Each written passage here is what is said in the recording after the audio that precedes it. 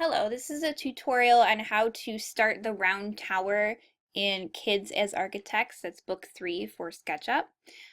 First thing I need to do is find my polygon tool, which in my version is a little bit different than yours. On your screen it's going to look like a triangle, but on mine it actually looks like a circle or a polygon with a circle around it. Right now I have a 6-sided figure. For this tower, I need to have 10 sides. So I have selected my polygon. I haven't clicked on anything yet. So what I'm going to do is I'm going to go ahead and hover over the center or the origin of the document. I want to have 10 sides, so I'm going to go ahead and type in 10. So if you go ahead and take a look at the bottom right-hand side of your screen where it says sides, you'll notice that that 10 I said I was going to put in is there. Once I hit enter, that automatically changes how many sides I have on my polygon. I want this polygon to stay in the center, so I'm going to click it once, and I'm going to drag my polygon up the center green line. Now this is very important because you want this part of the polygon here and the green line here to be parallel, meaning they do not touch. My next step is I'm going to add the pieces around the polygon that I am going to be using to create the stairs for my tower.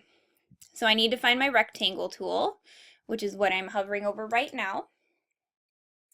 And what I'm going to do is I'm going to click on the top point of this side of the polygon. I'm also going to click on that other point right underneath it.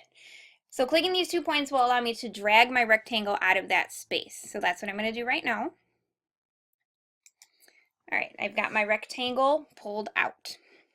Now the next step, I need to make sure that I have my rectangle selected so I can do the next part, which is a little bit tricky.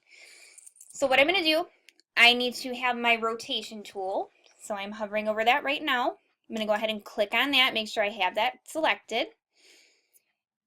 And now what I'm going to do is I'm going to click the very center of my polygon. So I have that clicked. I'm going to hold down Control because this will allow me to copy my image.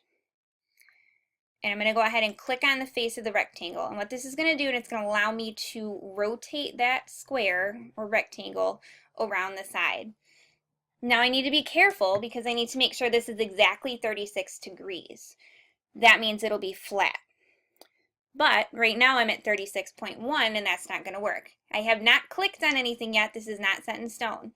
So what I can do is I can type in 36 and enter, and that will put my square or rectangle in the correct position so everything lines up correctly.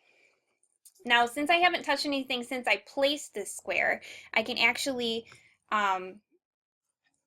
make copies of this all the way around the entire polygon. So if I go ahead and hit 9 and X and enter, that automatically copies over all of my rectangles.